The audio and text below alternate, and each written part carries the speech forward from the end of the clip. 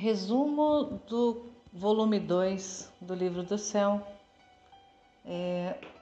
A Luísa começa a escrever, a colocar no papel as experiências, revelações, tudo que ela vai vivendo com Jesus. Ela vai colocando a partir do dia 28 de fevereiro de 1899, por ordem do confessor, ela começa a escrever, a colocar no papel aquelas experiências que ela vai tendo. E conforme ela vai vivendo, ela já vai escrevendo. Então, diferentemente do volume 1, que é um livro mais... Ela havia recebido ali nesse período aqui, né, nesse período de 1900, em fevereiro ali, que ela é onde ela começa a escrever. Mas o que ela escreve no volume 1 são lembranças, né, que ela teve das experiências que ela já tinha tido com Jesus, mas até então ela não havia recebido essa ordem de escrever. Então ela foi colocando as memórias, aquilo que ela foi lembrando, né, conforme vinha, né, o Senhor ia abrindo a memória dela, ela ia colocando no papel. Então ela colocou no volume 1 o máximo de informações que ela conseguiu abstrair, né, da memória dela. E por isso não tem lá datas, né, dos dias que iam acontecendo, porque ela começou a escrever, né, experiências desde situações da infância dela, inclusive. Mas aí a partir dessa data, né, 28 de fevereiro de 1899, ela começa a transcrever de forma ali em tempo real, né, o dia a dia mesmo das experiências que ela ia tendo, conforme Jesus ia vindo, né, se comunicando com ela, falando com ela. O que ele ia ensinando, as verdades que ele ia repassando, tudo aquilo que ele ia abrindo, ela ia transcrevendo. Embora ela coloca que ela fez isso mesmo por obediência, né? Por obediência ao confessor, por obediência a Deus, porque era aquilo que era a vontade de Deus mesmo que ela fizesse, mas que para ela era um imenso sacrifício, né? Ela sentia repugnância, sentia uma contrariedade muito grande de ter que expor no papel, porque uma vez colocado no papel, né, quantas pessoas, né, ela não poderia nem supor quantas pessoas depois teriam acesso a esses escritos, né, coisa que hoje nós estamos tendo acesso e tantas outras pessoas já tiveram e terão ainda. Então são experiências muito particulares, são situações da alma dela vividas ali, né, de forma tão íntima, né, intimidades da alma dela com Jesus. Então ela tinha muito, né, fez realmente porque foi obrigada, mas que não foi fácil para ela expressar muitas das experiências que ela teve. Então a gente até entende porque muitas coisas que acontecem na nossa alma não é fácil estar abrindo e expressando para que outras pessoas possam conhecer, né? E então quando a gente expressa muitas situações íntimas da alma, muitas misérias aparecem, né? Sobretudo as misérias, né? É pouca coisa boa que aparece, mais é miséria mesmo. Mas dentro de todas essas misérias que ela foi, né, expressando também da vida dela, foi uma forma também de esvaziar, né? Também era um dos objetivos que o Senhor tinha, né, que ao colocar no papel, ao colocar para fora, ela estaria esvaziando muitas dessas coisas que ele precisava trabalhar, né? Precisava fazer uma limpeza, precisava fazer uma purificação na alma dela. Então era necessário esse colocar para fora, expressar para fora para poder ser limpo, né? Para poder fazer esse trabalho que ele precisava fazer na alma. E com isso também tantos ensinamentos nós vamos aprender com tudo aquilo que ela foi vivendo e com o que Jesus foi ensinando para ela. E esse capítulo 1 ele é bem extenso, ela vai discorrendo várias situações. Aí você está aqui o parágrafo 4 que fala assim: enquanto assim dizia, não sei como viu o confessor junto a Jesus e o que Jesus lhe disse. Olha, tudo o que fazes passa para o céu, por isso vê a pureza com a qual deves agir. Pensando que todos os teus passos, palavras e obras vêm à minha presença. E se são puros, isto é, feitos por mim, eu sinto por isso uma alegria grandíssima e sinto-os em meu redor, como tantos mensageiros que me lembram continuamente de ti. Mas se eles são feitos por fins baixos e terrenos, sinto aborrecimento. Então aqui, né, ele coloca, né, apresenta, coloca no papel, mas que, né, que tenha ali a intenção reta de fazer isso realmente para cumprir a vontade de Deus. ainda nesse capítulo, né, o confessor pede para ela falar sobre a fé, o que ela, né, como que ela entendia a fé, o que Jesus tinha falado, o que tinha revelado. E ela faz, né, toda uma exposição. É bem interessante pegar nesse capítulo aqui, porque tá, né, tá bem explicitado, né, como que ela entendia a fé. E é muito bonito como ela escreve. E depois e ela coloca, né, na verdade Jesus fala para ela, né, a fé é Deus. Deus né, a fé é Deus e Deus é a fé. Então ela faz nessa explicação toda, é muito impressionante como que a gente consegue entender o que ela vai expressando. E depois o confessor também pede para ela explicar como é que ela via Deus, né? Se, né, a fé era Deus, como é que ela via Deus?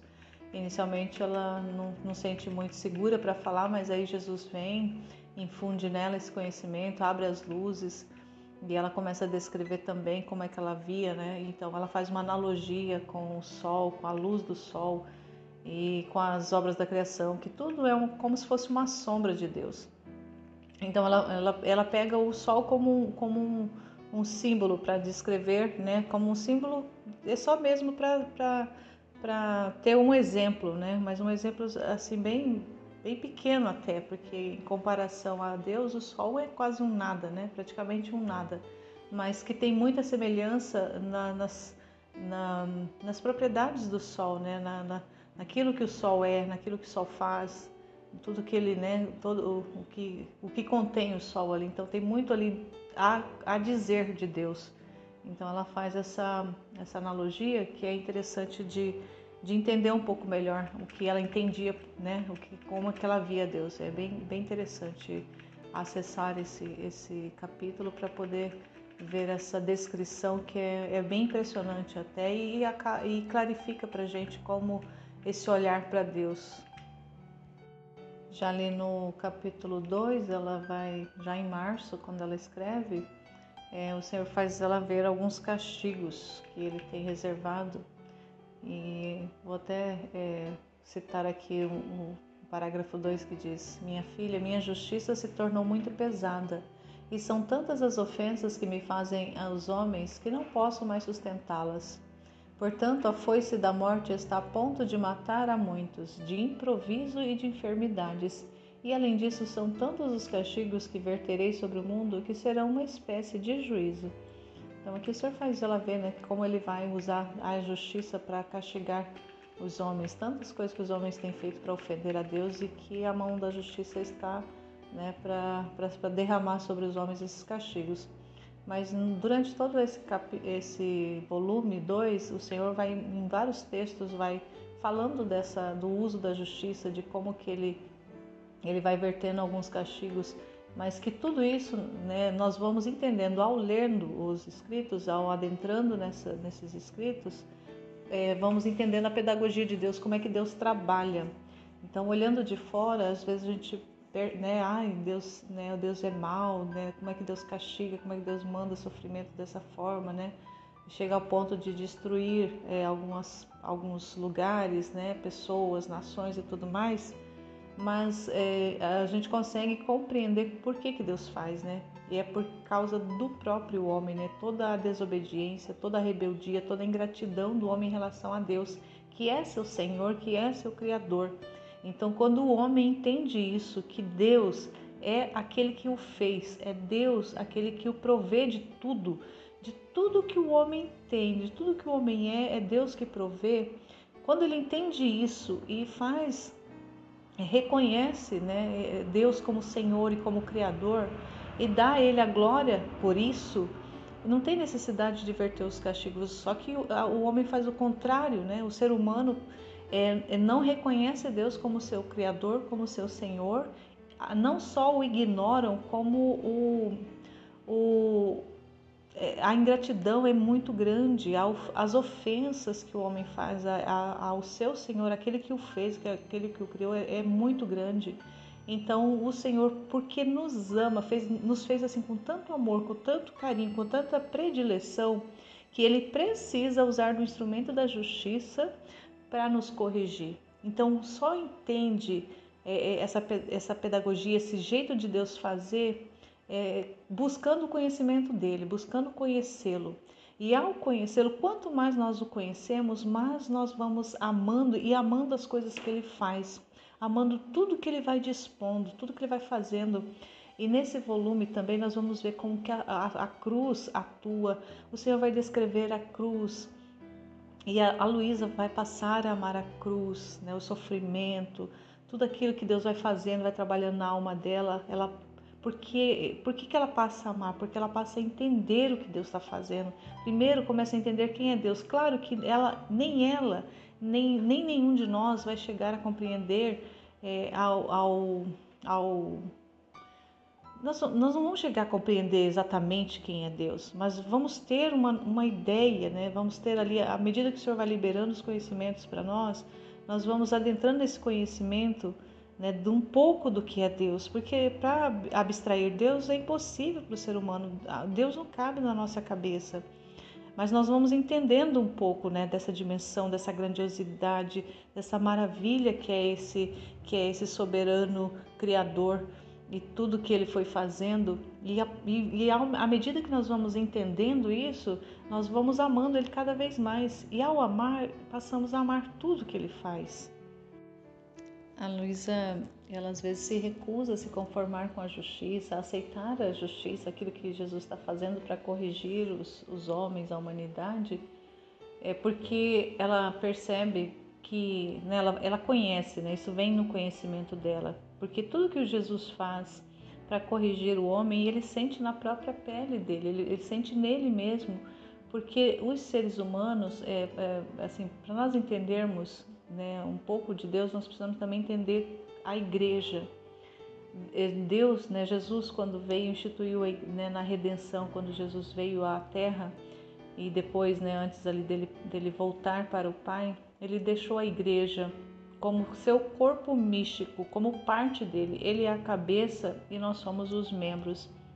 E como membros deste corpo, nós estamos ligados a esse corpo, né? Então é uma forma mística, mas essa ligação mística que existe entre os seres humanos e Jesus, cabeça, faz com que o que acontece nos membros a cabeça sinta. Então, assim como o nosso corpo também, quando, né, nós machucamos em algum lugar, em algum dos nossos membros, seja lá no dedão do pé, seja no joelho, seja na costela, seja qualquer parte do corpo onde há um ferimento, onde há uma situação ali de dor, nós sentimos no corpo como um todo, e a cabeça é que recebe essa informação da dor, né? Nosso cérebro que percebe a dor. E então isso também acontece de forma mística na igreja, né? Nas pessoas, no ser humano, porque nós estamos ligados ao Senhor, né? Então tudo que ele vai vertendo de correção, no ser humano, ele também sente. Então às vezes ela falava, né, ela falou muitas vezes para ele: Senhor, mas quando tu castigas, tu também sentes as dores, porque muitas vezes ele aparecia para ela todo chagado, todo ensanguentado, tantas e quantas vezes ele aparecia para ela não só com as chagas, mas com a coroa cravada na cabeça dele, vertendo sangue. Ela, né, em várias oportunidades, ela retirava, né, quando ela pedia, porque assim, ela foi escolhida para ser uma alma vítima, onde ali ela sofreria muitas das dores que estariam reservadas para corrigir a humanidade. Ela recebia nela, para que esses castigos, essas correções fossem amenizadas no ser humano, nas criaturas. Então ela recebia isso. Então tanto Jesus sofria quando ele precisava executar essas correções nas pessoas, né, lá em determinado lugar, ou em determinada região, ou em determinado povo. Ele sentia isso nele, era nas pessoas, mas era nele também, era tudo nele também. Como quando ela assumia nela esses castigos, essas dores nela, e ela sofria nela, porque ela, né, tantas vezes foi crucificada, tantas vezes recebeu a coroa de espinhos. Claro, isso, né, tudo lá na alma, né, todo esse sofrimento na alma, mas também refletia no corpo dela muitas dessas dores, muitos desses sofrimentos. E também quando ela precisava, ela, né, aceitava ali a receber, ou ela mesmo pedia, ela implorava, tantas e quantas vezes ela implorava para o Senhor, para ela sofrer em vez das criaturas, para ela assumir, para ela, né, ter ali o sofrimento nela, para que ele não usasse do castigo naquela criatura, né, na outra criatura. Mas a ela sofrer também, Jesus também sofreu, porque ela também era né, uma criatura dele, né? Era uma criatura amada dele, né? E que estava ali aceitando livremente, né? Ela não foi obrigada, ninguém é obrigado a aceitar, né? A essa realidade que o Senhor colocou, como colocou para ela e para tantas outras místicas. Mas ela livremente aceitava esses sofrimentos e pedia esses sofrimentos. Mas em muitas oportunidades o Senhor não dava para ela, porque precisava fazer a correção. Então, se ela assumisse todo o peso, claro que ela não iria poder assumir todo o peso, porque humanamente era impossível que ela assumisse. Mas não era propriamente ela assumia, mas Jesus estava nela. Então, quando a Luísa sofria, Jesus estava sofrendo nela. Então ele até fala, né, que os sofrimentos nela não seria ela que estaria sofrendo, mas ele nela.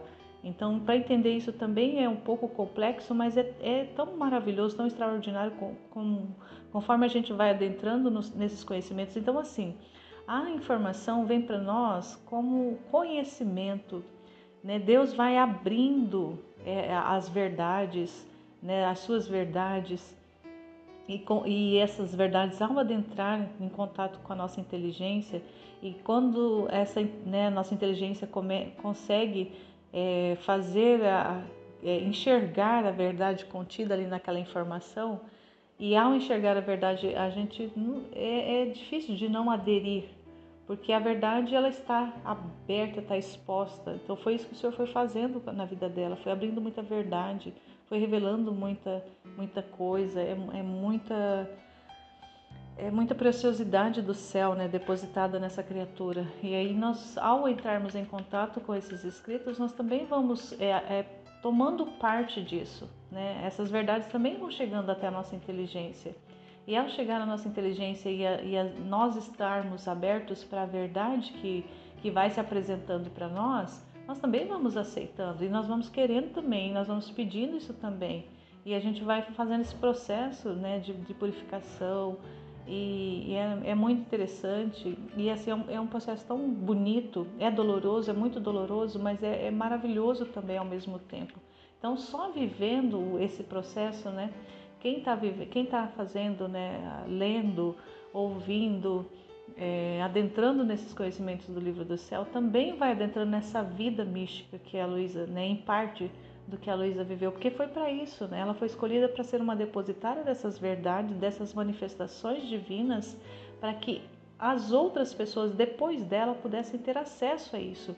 Então ela foi uma criatura primária ali para receber essa informação, esse conteúdo, e para que nós hoje pudéssemos ter acesso. Então Deus precisou usar de um exemplar primeiro, e aí a partir dela chega até nós. E conforme nós vamos adentrando, quanto mais nós vamos adentrando nesse universo desse conhecimento, mais nós vamos nos configurando, mais nós vamos nos assemelhando ao que, né? Não, claro que não exatamente ao que aconteceu com ela, mas o Senhor vai trabalhando em nós, vai trabalhando na nossa mente, vai trabalhando no nosso coração, na nossa vida, e vai fazendo parte da nossa vida, e nós vamos deixando que Ele vai agindo, porque é isso que Ele quer.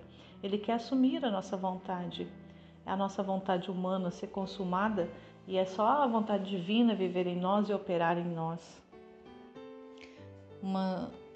Nesse volume 2 também, e vai ter em outros trechos, né, em outros volumes, mas aqui, sobretudo no volume 2, tem partes onde fala que a Luísa chupa do lado de Jesus, ela chupa. Então, quem tem acesso a isso assim, sem ter muito, né, de cara, assim, às vezes acaba tendo aquela repugnância, mas como que é isso? Mas aí é o conhecimento, né? É o conhecimento que vai nos trazer a clareza do que realmente é o que está sendo dito, né? O que está escrito, o que está sendo dito, o que está sendo manifestado. Então, todas essas realidades, né, que ela vai expressando, Na maioria, ela acontece na forma mística, na alma. É um processo de trabalho que Jesus vai fazendo com a alma dela. Então, é uma união da alma da Luísa com a divindade de Jesus, com a humanidade de Jesus. Então, ele vai fazendo esse trabalho. Então, quando, né, ele verte nela, em muitos textos, fala que ele verte amarguras nela, quer dizer, ela narra que ela bebia, né, que ele jorrava da boca dele, ou que ela sugava do lado aberto dele, ou do peito dele, amarguras, né? É como se fosse um líquido muito amargo. Então, quando isso acontecia, é porque Jesus estava muito amargurado, estava muito ofendido, estava muito chagado. Então, ele derramava um pouquinho dessa dor, desse sofrimento nela, e era muito amargo. Ela fala que era muito amargo, mas em tantas outras oportunidades também ele derramava nela, ele até narra como um leite dulcíssimo, né? Ela fala de um leite dulcíssimo, ou um líquido muito doce. Então era uma forma de amenizar aquelas dores, aqueles sofrimentos também. Jesus vertia nela isso. Então isso acontecia, é complicado nós com a nossa cabeça humana imaginar essas coisas, mas a gente precisa ter, né, a intenção, a reta intenção de ver muitas, se não todas as manifestações que são feitas no livro do céu, e, né, e para outras místicas também, com um olhar de fé. É aquele que crer sem ver, né? Crer sem ter, porque assim, o que é a fé se não, né? Nesse volume fala da fé como sendo o próprio Deus. Então, assim, viver, enxergar com os olhos de Deus, ver com os olhos de Deus, perceber com o entendimento de Deus, pensar com o pensamento de Deus, com a cabeça de Deus. É isso que vai fazendo, né, na gente esse processo de ver como Deus, de pensar como Deus, enxergar como Deus, sentir como Deus. E isso é um processo de fé, não é um processo de razão, embora, né, nós não fazemos essa separação. Por quê? Porque como nós estamos na matéria, nós estamos num corpo humano ainda, nós dependemos também desse processamento cerebral. Então, muitas das informações que chegam à nossa alma, para ela chegar à nossa inteligência, né, para nós conseguirmos expressar, para nós conseguirmos comunicar, ela passa por um processamento também cerebral. A gente vai, né, no volume 1 lá, até a Luísa descreve como que Jesus, né, os modos de Jesus se comunicar com ela. Então, aqueles modos místicos, que a alma dela saía do corpo e que ele infundia luzes, que ele infundia o conhecimento de forma intelectual nela, mas era na alma dela. Ela entendia tanta coisa, ela entendia praticamente tudo aquilo que o Senhor queria comunicar. Mas quando a alma dela voltava para o corpo e ela precisava transcrever essas informações para o papel, era muito pouca coisa que ela conseguia expressar, porque as palavras humanas não conseguiam alcançar tudo aquilo que o Senhor tinha comunicado pelas luzes que ele tinha comunicado na alma dela. Então, isso também acontece muito com a gente. Conforme nós vamos adentrando no conhecimento do livro, nós vamos adentrando nessas revelações, a nossa alma, lá dentro, né, dentro da nossa alma, lá no nosso coração, nós vamos enxergando muita coisa que é praticamente impossível nós comunicarmos em palavras, né, verbalizarmos aquilo que a gente vai entendendo. E isso é um processo, né, da fé. Então nós precisamos ter isso claro, porque se a gente não tiver isso claro na nossa cabeça, nós vamos fazer muita confusão.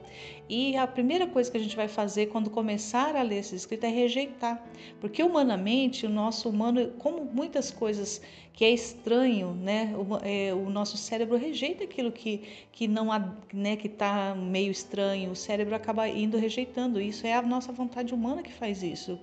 A gente não quer se conformar com aquilo que a gente não entende.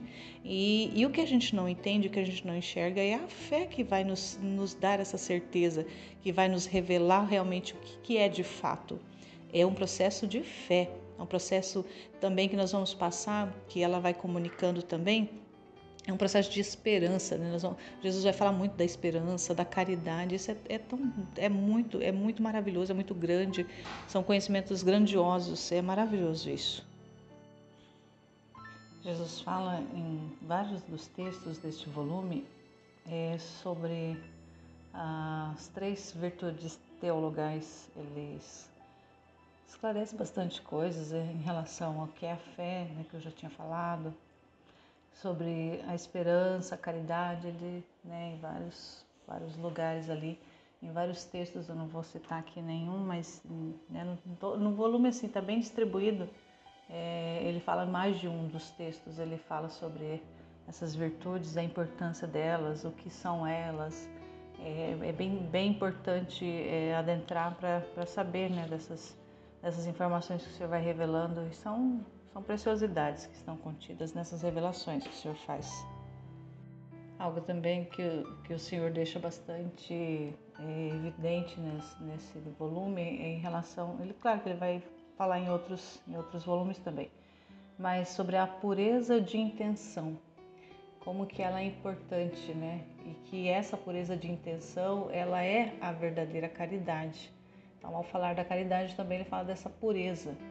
E ele fala assim também que o que será de tantas obras, mesmo boas, feitas sem reta intenção, por costume ou por fins de interesse?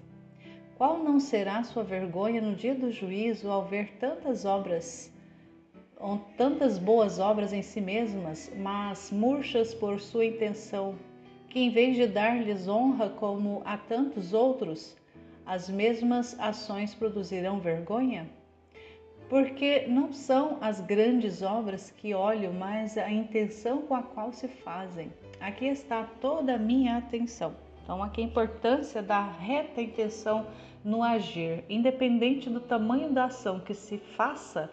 O que o Senhor vai olhar é a intenção. Então, a atenção de Jesus está sobre a intenção. É o que move, né?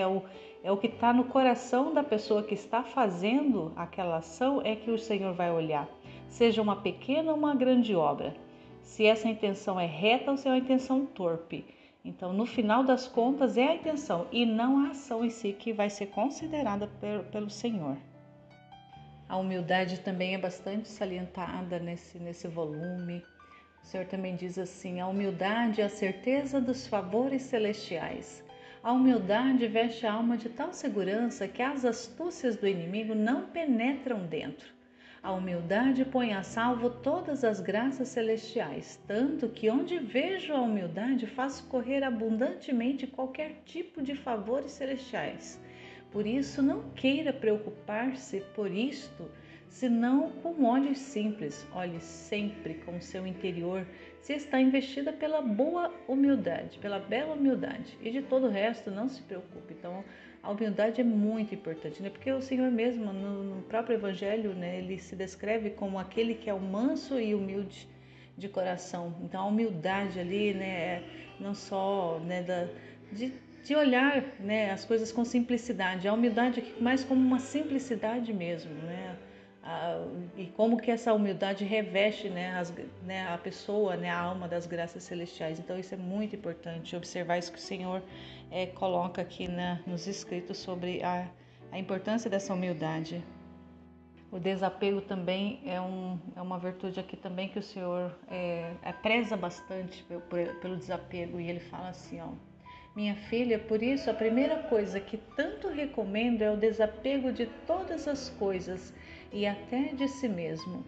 E quando a alma se desapegou de tudo, não tem necessidade de se fazer força para estar longe de todas as coisas da terra, que por elas mesmas se põem a seu redor. Mas, visto que não são levadas em conta, mas bastante desprezadas, dando-lhe um adeus, se despedem para não lhe dar mais incômodo. Então esse desapego é de tudo, desapego de coisas, desapego de sentimentos, desapego de ideias, desapego de pessoas. É o se despojar, né? É o desapego, é o despojar-se de tudo. Por quê? Porque quando nós colocamos coisas, pessoas, ideias na nossa vida, essas situações, essas coisas, elas assumem o lugar de Deus.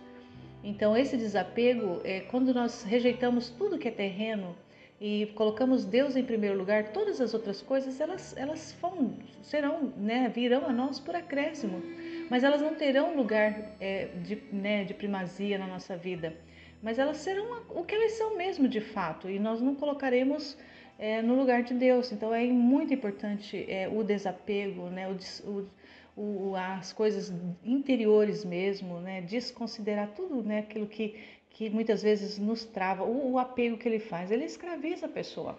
Seja o apego material, seja o apego intelectual, ele deixa a pessoa escravizada, deixa a pessoa presa.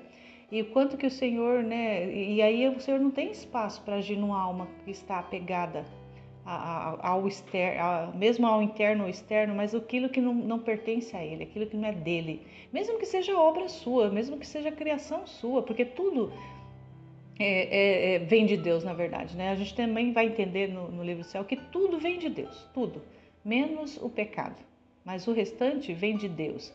Mas as coisas é que nós não devemos colocar em primeiro lugar, mas colocar aquele que criou essas coisas, né? Aquele que fez, o Criador, e não a criatura. Então esse desapego das criaturas, mas o apego, né? o estreitar a alma àquele que fez todas as coisas, que é o próprio Senhor, que é o próprio Deus, que é Jesus. Esse desapego também está relacionado também com o conhecimento de si mesmo. Então também o Senhor traz essa importância de conhecer-se, né? Ao conhecer-se, a nossa pequenez, quando a gente se dá conta, se conhece como a gente é limitado e pequeno, a gente também conhece a grandiosidade e o quanto que Deus é ilimitado, né? Quanto que Ele é inalcançável, né? Humanamente falando. E aí ele até fala aqui que o maior favor que Ele pode fazer a uma alma é conhecer-se a si mesma. O conhecimento de si e o conhecimento de Deus andam de mãos dadas. Pois quanto te conheceres a ti mesmo, outro tanto conhecerás a Deus. A alma que se conhece a si mesma, vendo que por si mesma não pode fazer nada de bom, esta sombra do seu ser transforma em Deus, e disto acontece que em Deus faz todas as operações. Acontece que a alma está em Deus e caminha junto a Ele, sem olhar, sem investigar, sem falar, em uma palavra, como morta, porque conhecendo o fundo de seu nada, não se atreve a fazer nada por si mesmo, senão que cegamente segue as operações do verbo, né, dele mesmo, né, da palavra que é Jesus. Então, caminha junto, o conhecimento do seu nada e o conhecimento da grandiosidade de Deus andam de mãos dadas. Então, tanto a gente pode buscar conhecer a Deus, que aí a gente vai enxergar o nosso nada, como a gente pode olhar para o nosso nada e ver a grandiosidade de Deus. Então, isso é muito importante, né? Também para a questão do desapego, da humildade e de tantas outras virtudes que o Senhor vai aqui trabalhando nesse início, né, do livro do céu ali nos primeiros volumes. Ele vai trabalhando muito trabalhando a alma da Luísa, né? Então vai trabalhando bastante ali as virtudes, para depois trabalhar outras realidades, mas aqui ele está trabalhando muito essa questão das virtudes nela, né? Trabalhando, identificando, firmando e tudo mais. Que é um caminho, né? Ele está fazendo um caminho aqui. Outra realidade que o Senhor também expõe é sobre a importância da correspondência, que é o corresponder da alma para com Deus. E ele ainda diz, né? Olha quantas graças devia verter sobre as criaturas, mas como não encontro correspondência, estou obrigado a retê-las em mim. E mais, me fazem trocá-las em castigo. Preste atenção, minha filha, a me corresponder a tantas graças que estou derramando em você. Porque a correspondência é a porta aberta para me deixar entrar no coração e ali formar meu quarto. Então, é importantíssimo. O Senhor vai falar em vários trechos sobre a importância da correspondência, o corresponder da criatura ao seu Criador. Porque o Senhor, Ele faz tudo por nós. Mas o que a criatura, o que fere o coração de Deus é a ingratidão. Ele vai falar muito da ingratidão, né, do desprezo que o homem, né, que a criatura humana tem para com seu Criador. Então ele frisa muito a importância de corresponder. Isso aqui está no alicerce, né, dessa vida com Deus, é essa correspondência, é o dar de volta a Deus aquilo que é dele mesmo, aquilo que não pertence a nós. Ele nos dá, mas é dele.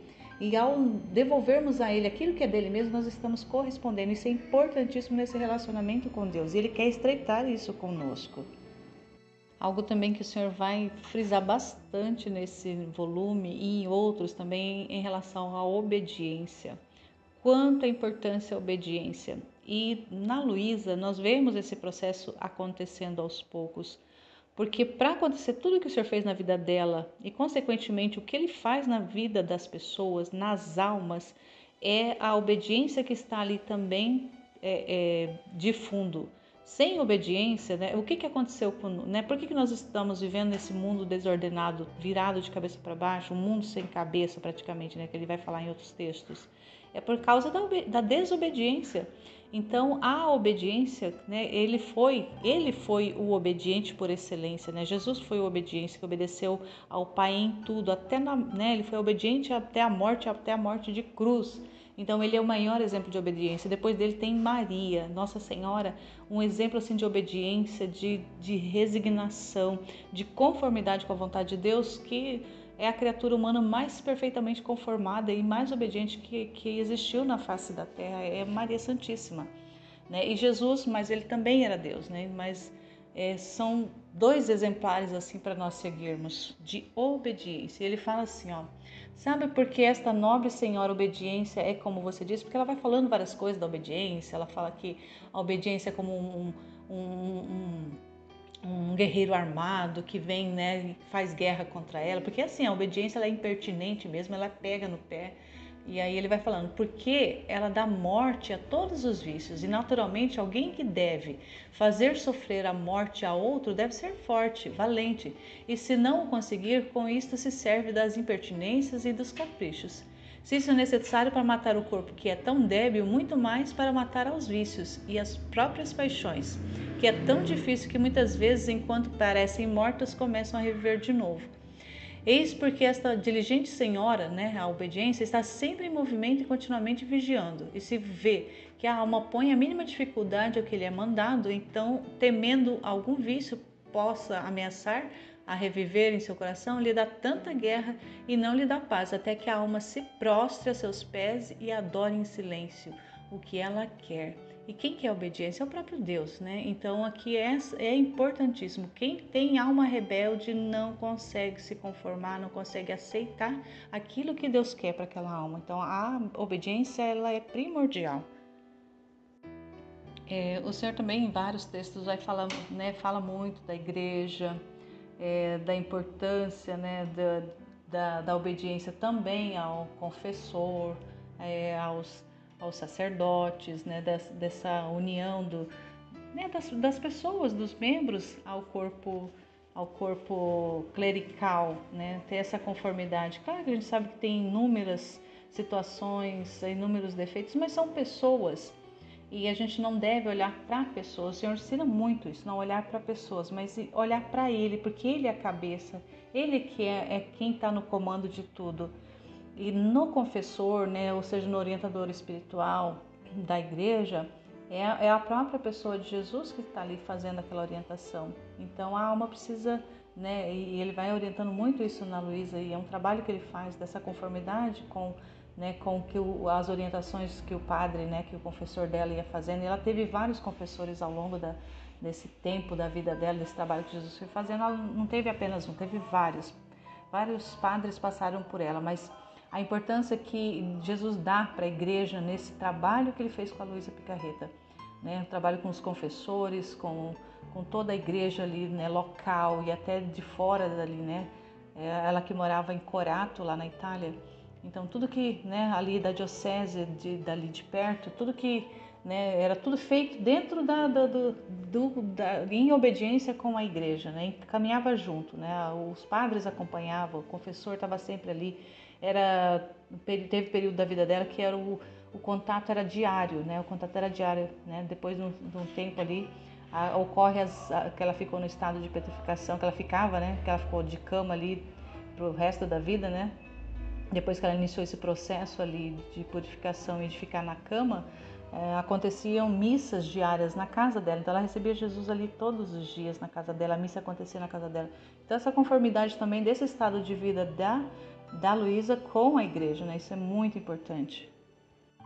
Como eu também já falei no começo, o Senhor fala muito da cruz, né? Da importância da cruz, como que ele é um caminho de perfeição, um caminho glorioso, o caminho da cruz, que foi o caminho que ele mesmo trilhou. Então ele deu o exemplo para que, né, para que as almas, para que nós pudéssemos também assumir isso como algo que é primordial. Para se chegar ao céu não se chega sem a cruz.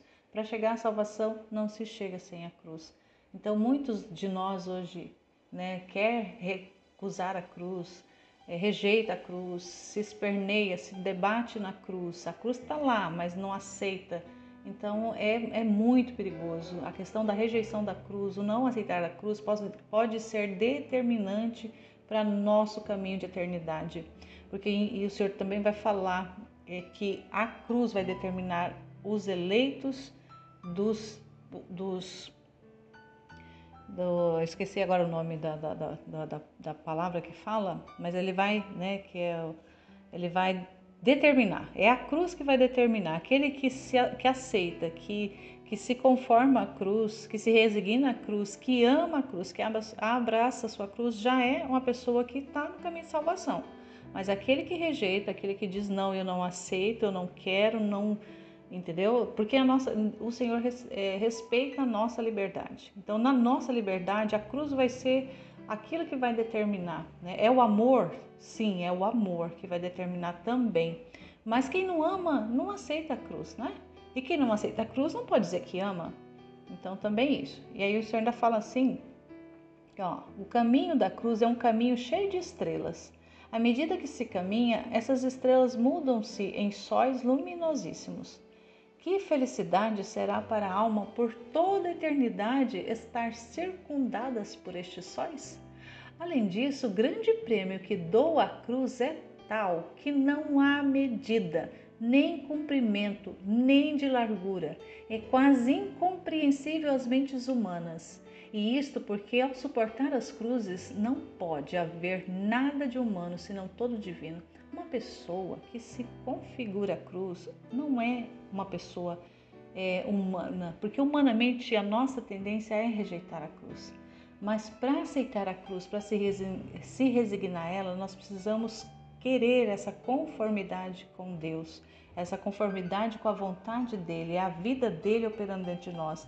Aí nós vamos olhar para a cruz com outros olhos, nós vamos querer a cruz. É diferente, humanamente ninguém quer cruz, mas não é humano que Deus quer trabalhar em nós, né? A questão aqui é nós nos esvaziarmos, né? Nos desapegarmos do que é o humano, conhecer as nossas misérias, as nossas limitações, saber que por nós mesmos nós não somos capazes de nada de bom, tudo por nós mesmos nós vamos ver que é ruim, porque nós somos miséria pura.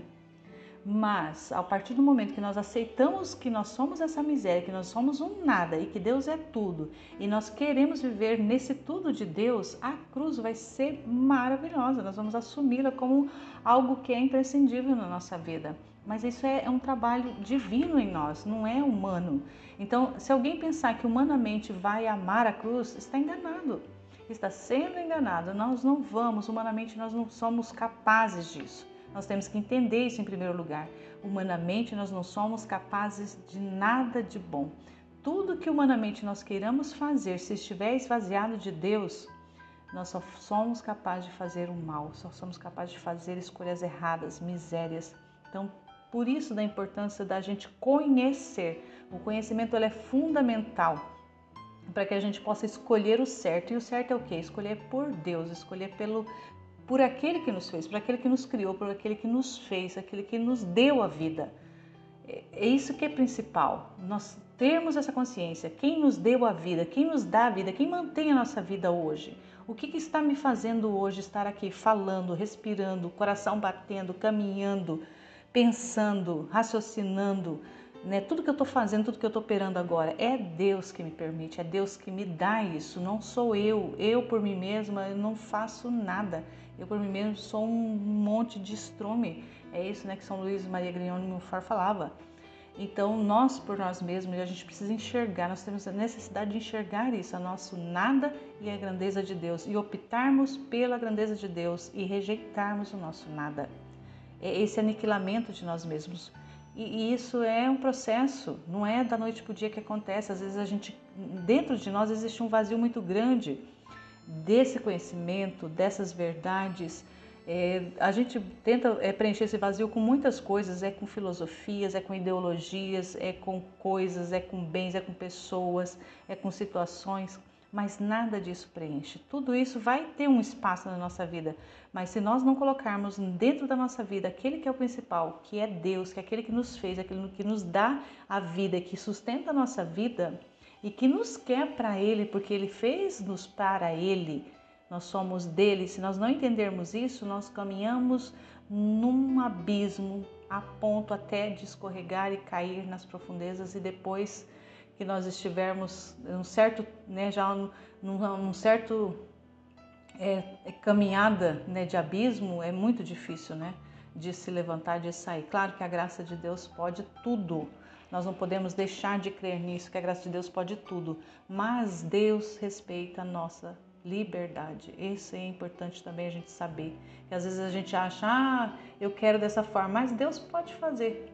Mas se eu não quiser, Ele não pode, porque Ele não invade o meu espaço se eu não permitir.